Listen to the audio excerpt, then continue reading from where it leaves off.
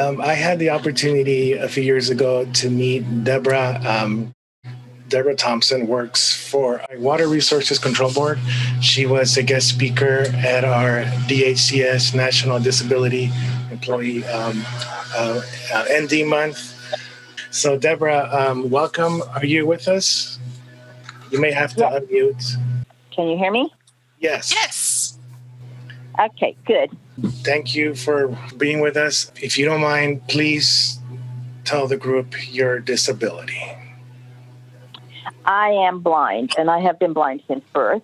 Okay. As a child, I could see a small amount, but nothing significant.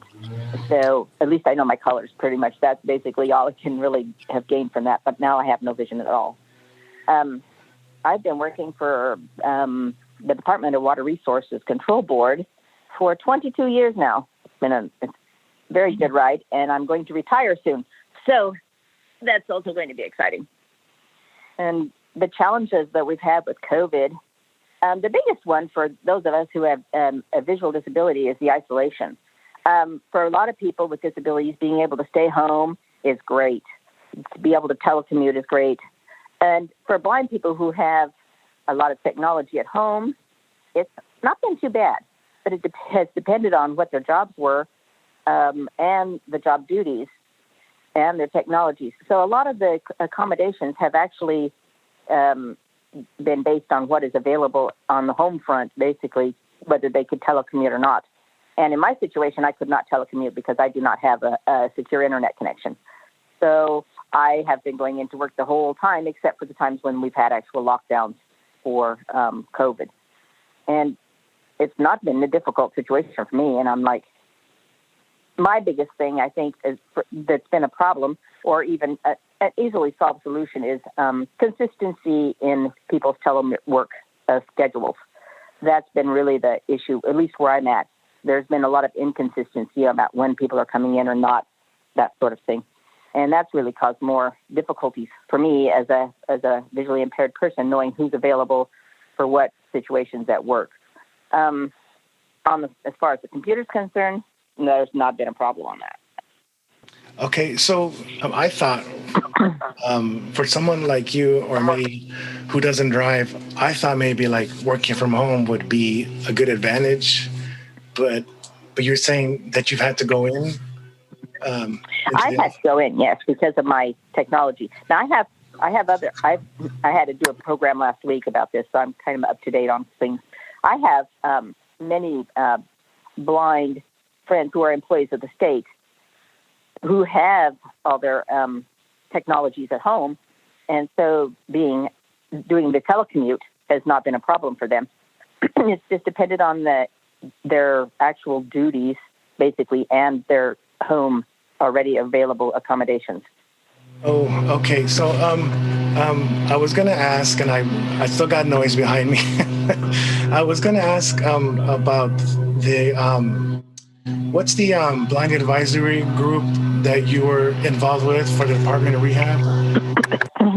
The Department of Rehab has a blind advisory group, which actually works just like a DAC does, only it's with the community at large, letting the Department of Rehab know how their policies have affected them, such as, for example, the California Council for the Blind members, and they have a member from that organization that's on the BAC.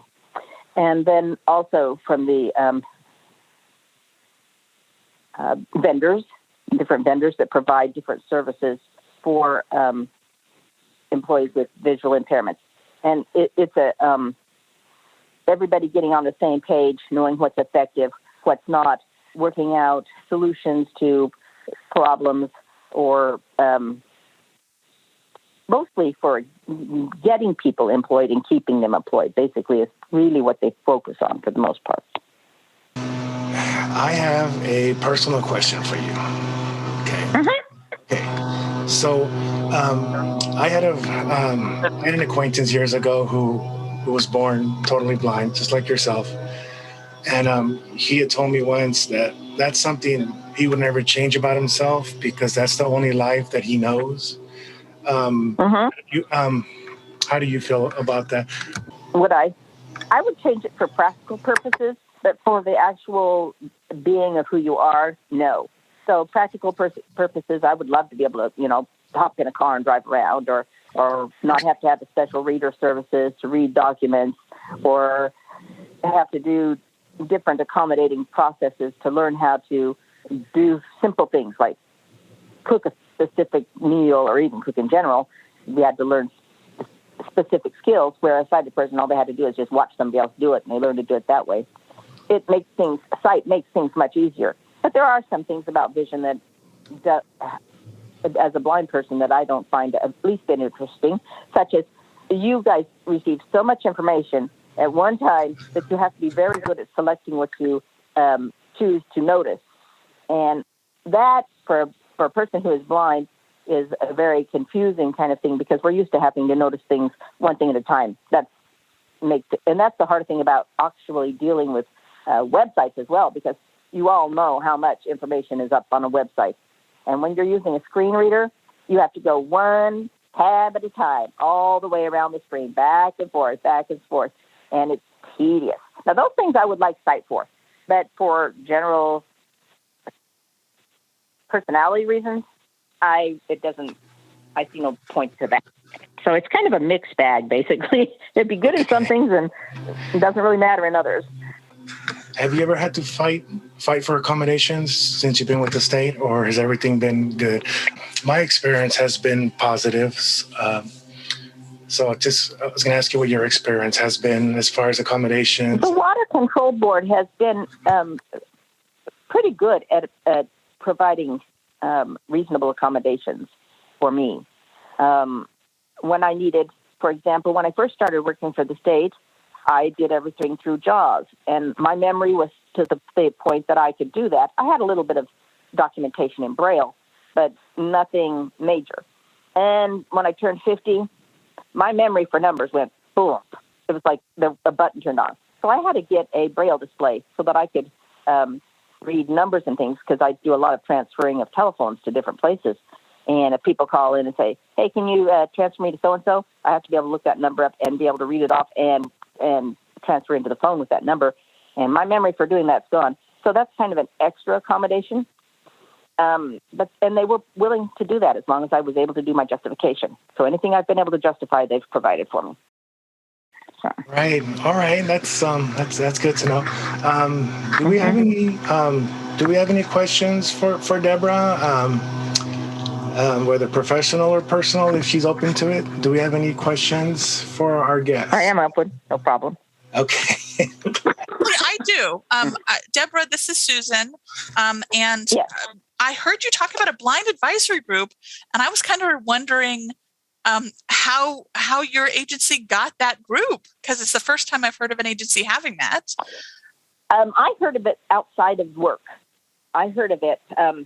Well, actually, somebody at work mentioned it to me, but it's actually most of the members are not state employees. They're general. Okay. The only people who are state employees that are on this committee are DOR or DOR. I need to be correct. Employees. They get information from the public at large. Basically, is why they bring in different people. It's kind of like a watchdog on DOR and how they're handling employment of people with visual disabilities. Which is awesome. And Deborah, we have another question from Jay Galvin asks, what sort of reading software do you use at work? If an employee is blind and receives documents that include handwriting, is there a software/reader that works best? Documents that have handwriting? No. Print documents, there's OCR software if you can get stuff delivered to you electronically, or if somebody gives you a hard copy document, and you can have the OCR software work. I have Open Book, is which one I have at work. Handwriting is still an issue, but they are getting better at treating handwriting as a font, and therefore they are improving on reading handwriting, but it is still a very difficult you need a reader if you want it to be completely accurate. And a human reader, unfortunately. Hello. This is Augie. I'm with the State Control's office. Yes, sir. And Deborah, I'm sorry. I was going to ask if you've heard of tactile braille graphics displays, such as the one that's marketed by American Printing House of the Blind, working together with Braille display manufacturer Orbit, that came out with the 20 and 40 affordable 2040 character displays and keyboard combo. Right.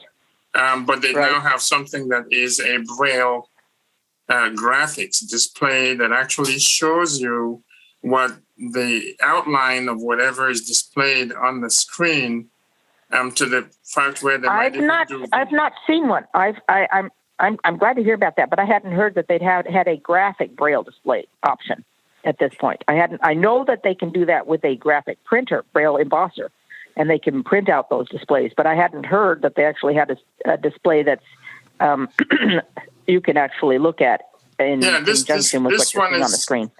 This one is called Graphiti, Graphiti, a play on another word that we all know about.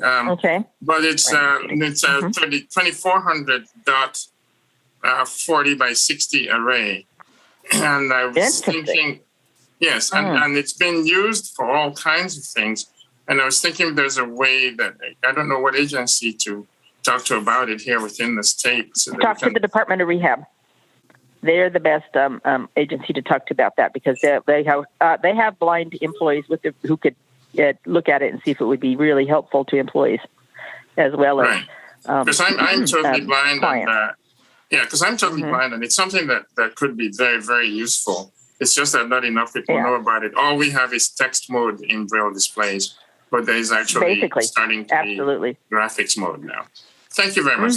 Interesting. I had not heard of that. Thank you for bringing that up. And that would be something that the Blind Advisory Committee should know about. I'm no longer on that committee, but talk to the Department of Rehabilitation. I can't even say that name.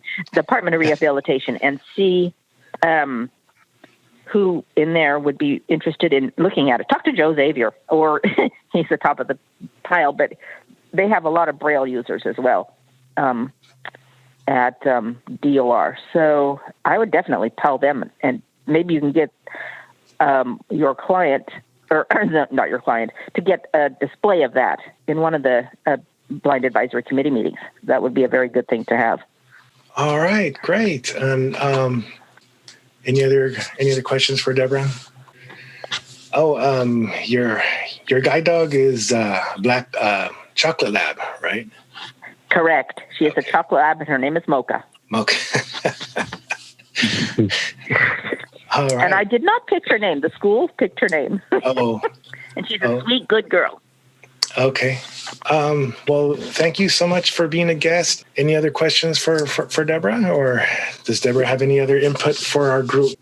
I do have one thing that I want to give 2 thumbs up on, is Angie's report about the manufacturing of the websites, starting with accommodation or whatever we want to call it from the beginning. I know DOR has been working on that for years and years, and I'm so excited to see that actually starting to happen. Okay, that's good. Okay. Deborah, this is Bobby, and I'm back on phone here. It was really enlightening. I really appreciated what you said, and you were very candid about your own condition and how you navigated that. So thanks. That's been very informative. We appreciate your participation. Hopefully you'll come back and see us soon. Well, I'm retiring, so I'll be living in Wyoming. Oh, really? I'm going to go. I'm going to go out where my family is. So it's a lot more. Well, good for you. Happy retirement, then. Yeah, thank you.